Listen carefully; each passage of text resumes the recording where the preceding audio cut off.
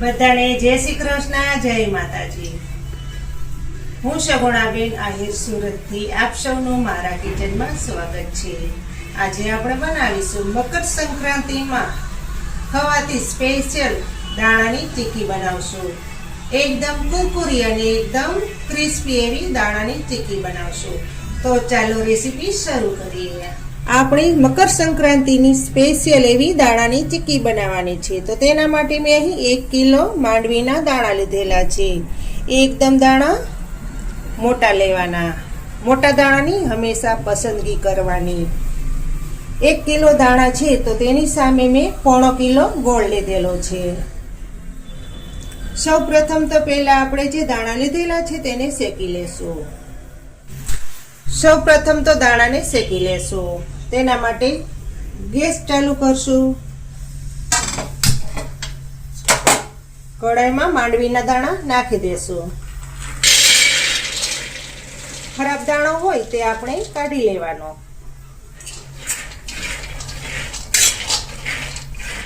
હવે જ્યાં સુધી માંડવીના દાણામાં ચમકી ન પડે ત્યાં સુધી દાણાને શેકાવા દેશું। દાણાની ઉપર ચમકી પડવા લાગશે।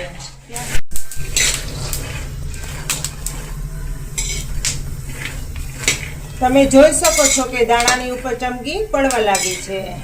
આ રીતની ચમકી પડી જાય છે। દાણાને હાથમાં લઈને જોઈ લેવાનો। દાણાનું ફોતરું ઉખડી જવું જોઈએ। જો આ રીતની ચમકી પડી જાય છે। હવે ગેસ બંધ કરી દેશું અને દાણાને નીચે ઉતારી લેશું અને ઠંડા થવા દેશું। વધારે દાણાને શેકવા નથી દેવાના। જો વધારે શેકાઈ જશે તો કાળા પડી જશે।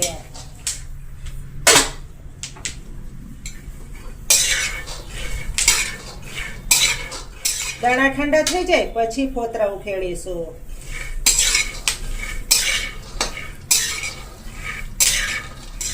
જો આ રીતના દાણા શેકાવા દેશો એટલે આપણી ચીક્કી એકદમ ક્રિસ્પી થશે।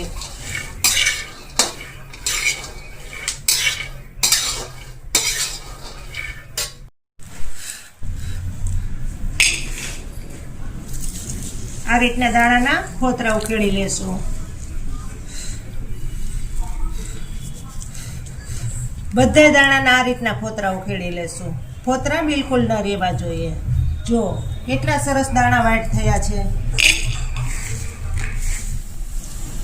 જુઓ મિત્રો, આપણા દાણા એકદમ સરસ એવા શેકાઈ ગયા છે અને ફોતરા પણ સરસ રીતે ઉખેડાઈ ગયા છે।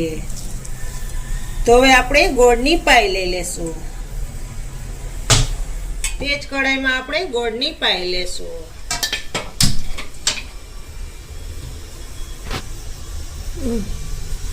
આપણે જે 1/4 કિલો ગોળ લીધેલો છે તે કઢાઈમાં નાખી દેશું।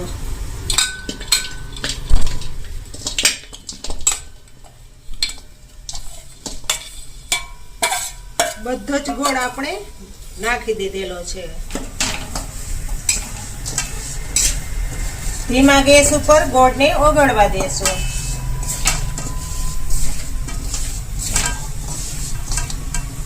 એટલું ખાસ યાદ રાખવાનું કે ટીકી બનાવી હોય ત્યારે હંમેશા દેશી ગોળનો જ ઉપયોગ કરવાનો।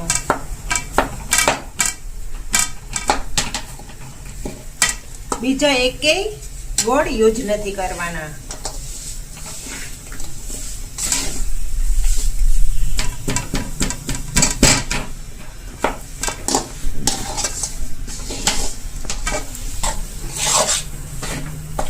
આ રીતે ધીમા ગેસ ઉપર ગોળને પાકવા દેવાનો।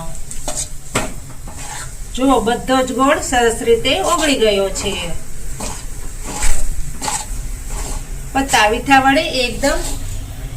વડે હલાવતું રહેવાનું જેથી કરીને ગોળ તળિયે બેસી ન જાય। જો મિત્રો આ રીતનો ગોળ ઓગળી જાય પછી તેમાં આપણે 100 ગ્રામ જેટલી ખાંડ નાખવાની છે।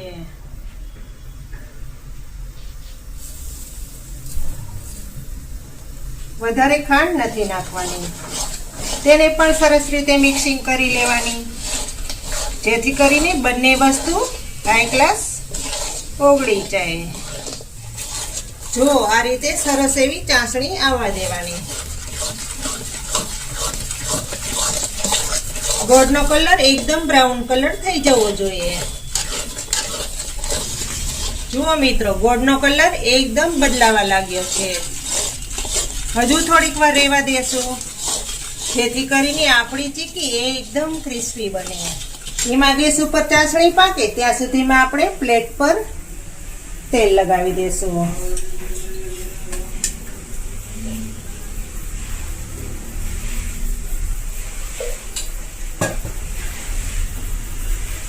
જેથી કરીને એકદમ ચીકી ઉખડી જાય. જુઓ, ગોળનો કલર એકદમ બદલાઈ ગયો છે. હજુ થોડીક વાર રહેવા દેશું. જુઓ, ગોળનો કલર એકદમ બદલાઈ ગયો છે. આ રીતનો ગોલ્ડન બ્રાઉન કલર થઈ જવો જોઈએ, તો જ ચીકી દુકાને મળે તેવી તૈયાર થાય. જુઓ, હવે ગેસ બંધ કરી દેશું અને તેમાં આપણે દાણા નાખી દેશું.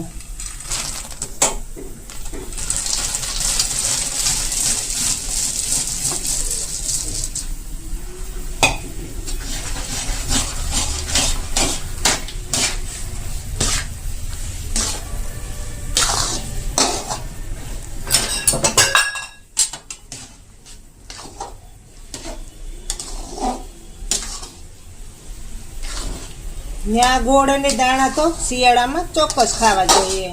તે શરીરમાં ખૂબ જ ફાયદાકારક છે.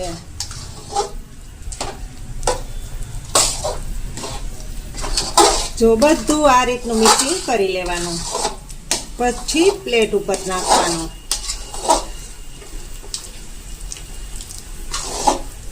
હવે બધું મિશ્રણ પ્લેટ ઉપર નાખી દેશું.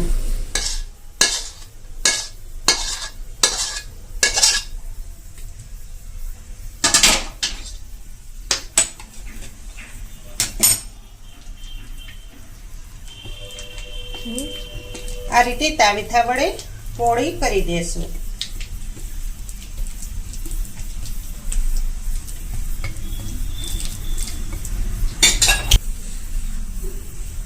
વેલણમાં તેલ લગાવી અને ફેરવી દેશું વેલણને.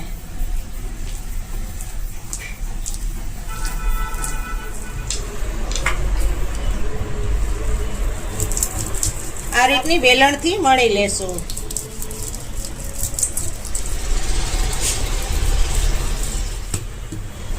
આપણે આ ચીકીને અડધી કલાક આમનામ જ રહેવા દેશું, જેથી કરીને સરસ રીતે ઠંડી થઈ જાય. પછી કટ કરીશું. જુઓ, થોડી થોડી ગરમ હોય ત્યાં જ કટ કરી લેવાની. પછી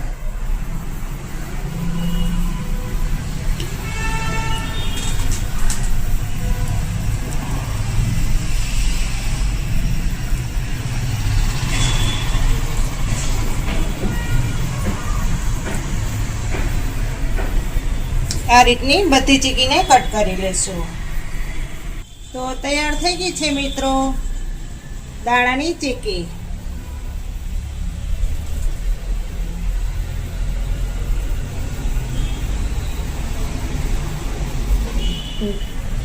તો તૈયાર થઈ ગઈ છે મકર સંક્રાંતિમાં ખવાતી સ્પેશિયલ દાણાની ચીકી. તમને જો દાણાની ચીકીની રેસીપી સારી લાગી હોય તો મારી ચેનલને લાઈક, શેર અને સબસ્ક્રાઇબ કરવાનું બિલકુલ ના ભૂલતા, જેથી કરીને આવનારી દરેક નવી નવી રેસીપીઓ તમે સૌથી પહેલાં જોઈ શકો. તો ફરી મળીશું એક નવી રેસીપી લઈને. ત્યાં સુધી જય શ્રી કૃષ્ણ, જય માતાજી. અને મારા મિત્રોને મકર સંક્રાંતિના જય શ્રી કૃષ્ણ અને જય માતાજી.